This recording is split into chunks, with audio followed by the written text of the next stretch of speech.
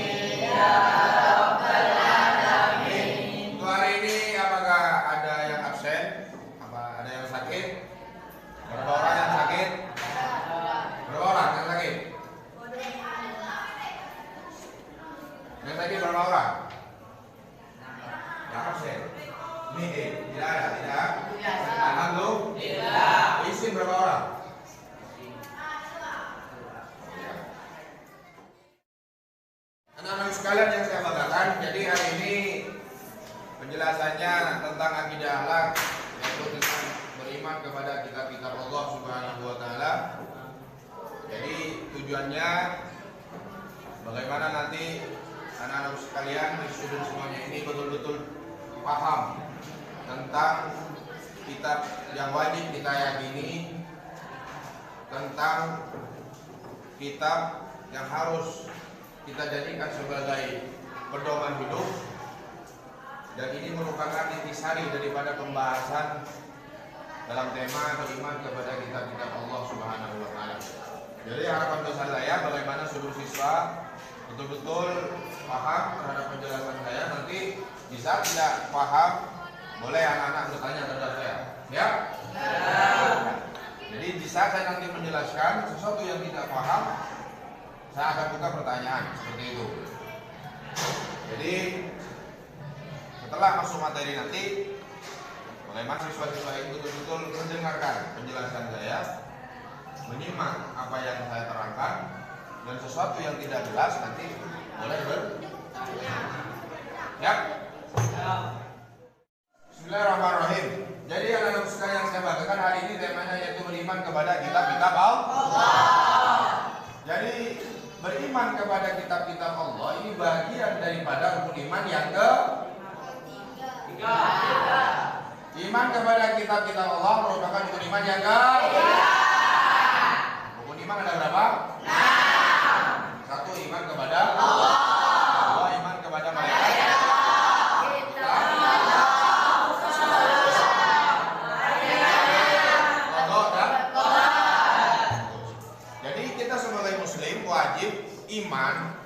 Iman ini yakin, ya? Meyakini adanya kitab-kitab Allah Subhanahu wa taala. Jadi iqrarun bil lisan, mengucapkan dengan lisan bahwasanya saya yakin dengan kitab-kitab Allah, wa tasdiqun bil qalb, dan membenarkan dalam hati kita. Wa amalun bil arkan, dan mengamalkan dalam kehidupan kita sehari-hari isi daripada kitab-kitab Allah Subhanahu wa taala. Jadi kitab Al-Qur'an ini merupakan wahyu Allah Subhanahu wa taala yang diturunkan kepada Nabi Muhammad, yang ini menjadi pedoman hidup manusia hari ini. Sebagai muslim hari ini wajib meyakini adanya kitab-kitab Allah, utamanya Al-Qur'an. Sedangkan kitab-kitab yang lain yang wajib kita ketahui ada berapa? 4. 1 tahu? Taurat diturunkan kepada Nabi Musa.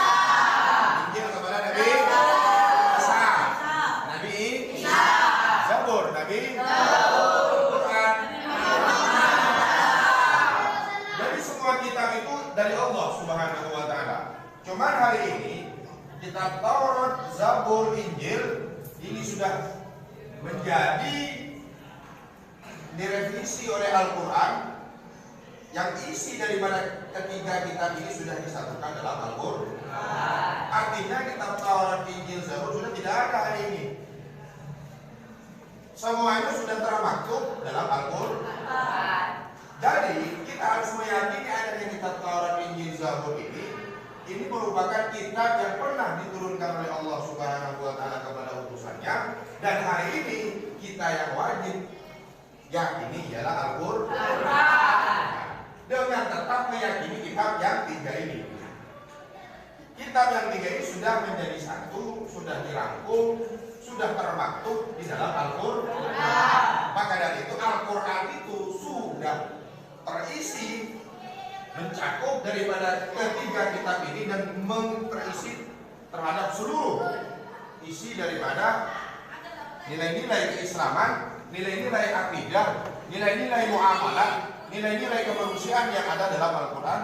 Tentunya Al-Quran ini menjadi pedoman hidup kita dalam kehidupan kita sehari-hari. Paham semuanya? Jadi sekali lagi, kitab yang wajib kita yakini ada 4, namun hari ini yang wajib kita yakini Al-Quran. Jadi kalau ada seseorang yang mengatakan hari ini menganut atau mengikuti kitab Taurat, atau berkata mengikuti kitab Injil, atau mereka meyakini mengikuti kitab Zabur, itu sudah membohong. Itu sudah membohong. Hari ini Taurat, Injil, Zabur sudah diangkat oleh Allah Subhanahu. Semuanya hari ini yang betul-betul mengaku Muslim, mengaku iman terhadap Allah dan Rasulnya, tentu akan mengikuti kitab Al-Qur'an. Semuanya kitab Al-Qur'an. Karena Al-Qur'an inilah yang merupakan kitab terakhir yang diturunkan kepada Nabi Khataman Nabiyyin, kepada Nabi yang terakhir, yaitu Nabi Muhammad sallallahu alaihi wasallam. Hudan linnas wa bayyinatin minal huda wal furqan. Jadi Al-Qur'an ini sebagai petunjuk bagi manusia, sebagai pedoman hidup yang di dalamnya menjelaskan tentang dinamika kehidupan manusia, mulai dari sistem tentang akidah, tentang kemanusiaan, tentang ilmu alam, bahkan tentang ilmu akhirat dijelaskan di dalam Al-Qur'an. Hari ini kemudian bagaimana kita sebagai pribadi Muslim betul-betul memahami isi daripada kandungan Al-Qur'an itu sendiri. Intinya hari ini bagaimana anak-anakku sekalian saya banggakan, bagaimana kita menanamkan nilai-nilai Al-Qur'an di dalam hatinya. Bagaimana caranya? Bagaimana kita harus bisa membaca Al-Qur'an, bahkan dalam satu hari, satu malam, bagaimana kita bisa berhadapan-hadapan dengan Al-Quran. Karena Al-Quran bagian daripada wahyu Allah Subhanahu wa ta'ala yang di dalamnya ada nurullah, cahaya Allah Subhanahu wa ta'ala. Jadi siswa yang sering membaca Al-Quran tentu akan mendapat anugerah, yaitu cahaya Allah Subhanahu wa ta'ala. Anak-anak sekalian yang saya banggakan, maka dari itu adanya Al-Quran ini, sekali lagi saya katakan barusan, sebagai pedoman hidup manusia. Bagaimana kita menjadi generasi Qurani. Quran merupakan firman Allah Subhanahu wa ta'ala yang tidak ada yang menandinginya, dan betul-betul dijaga keasliannya daripada kitab-kitab yang lain hari ini yang dianut oleh agama-agama yang lain. Al-Quran mulai dari ujung barat dan ujung timur sama, diawali dengan surah Al-Fatihah dan diakhiri dengan surah An-Nas. Tidak ada perbedaan Al-Quran, baik Al-Quran yang di Arab, yang di Indonesia, yang di Belanda, bahkan di negara-negara yang lain, semuanya sama. Jangankan satu ayat, satu huruf pun tidak ada berbeda. Ini membuktikan bahwasanya Al-Quran betul-betul firman Allah Subhanahu wa ta'ala dan bukan buatan manusia. Innakum lahafizun, dan Allah betul-betul menjaga daripada keaslian Al-Quran itu sendiri. Untuk itu sehingga orang-orang bijak mengatakan Al-Quran ini merupakan kitab yang tidak pernah ketinggalan zaman dan tidak pernah mengikuti zaman. Artinya bagaimana Pak? Al-Quran tidak pernah ketinggalan zaman. Al-Quran tetap eksis terhadap perkembangan dunia ini. Kurang lebih 1400 tahun yang lalu Al-Quran diturunkan oleh Allah Subhanahu wa ta'ala. Sampai hari ini isi daripada Al-Quran tetap sesuai dengan perkembangan ya. Artinya bagaimana kecanggihan-kecanggihan hari ini semuanya mengambil daripada Al-Quran. Semuanya mengambil daripada Al-Quran. Baik ilmu alam, ilmu metafisika, ilmu biologi, ilmu matematika, Dan ilmu yang lain semuanya eksis. Semuanya mengambil intisari daripada Al-Quran. Ini Al-Quran yang dikatakan tidak pernah ketinggalan ya. Dan Al-Quran tidak pernah mengikuti ya. Boleh berganti waktu, hari, tahun, berganti tahun, berabad-abad dan sebagainya. Al-Quran tetaplah Al-Quran yang 30 juz. Tidak ada perubahan satu pun. Satu ayat bahkan satu huruf pun tidak ada berbeda. Tidak ada berbeda dan tidak ada perubahan. Ini mengajarkan kepada kita bahwasanya Al-Quran memang betul-betul firman Allah Subhanahu wa taala yang diturunkan kepada Nabi Muhammad melalui via Malaikat Jibril alaihis. Kalau kitab-kitab yang lain yang hari ini mengaku-ngaku datangnya dari Tuhan, ternyata mereka semua hasil daripada buatan manusia. Maka kami hasil daripada buatan manusia. Artinya keaslian daripada kitab-kitab yang lain itu perlu dipertanyakan. Contohnya seperti agama Hindu, agama Buddha. Kalau di India agama Buddha itu, Hindu dan Buddha itu menganggap sapi itu sebagai Tuhan, reinkarnasi daripada Tuhan. Jadi sapi itu disembah oleh mereka. Sedangkan penganut agama Buddha dan Hindu di Indonesia, sapi itu dimakan. Berarti kan sudah tidak ada ajarannya, berarti kan tidak sama. Kalau Al-Quran satu huruf pun tidak pernah berbeda. Apakah tidak ada orang yang ingin merubah Al-Quran? Banyak, tapi Allah Subhanahu wa taala menjaga daripada kemurnian Al-Qur'anul Karim.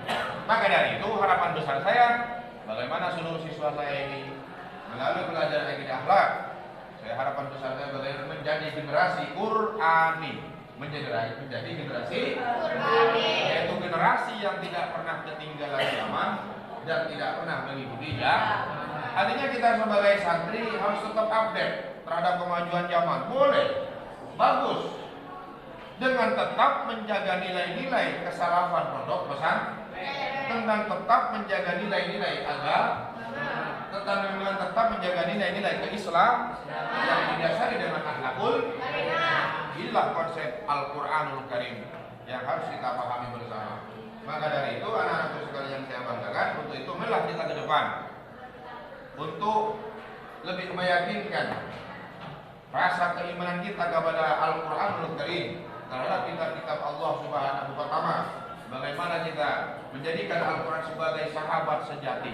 Artinya satu hari satu malam bagaimana kita membaca Al-Quran. Semuanya bagaimana kita satu hari satu malam bisa membaca Al-Quran. Setiap sholat 5 waktu kita membaca Al-Quran.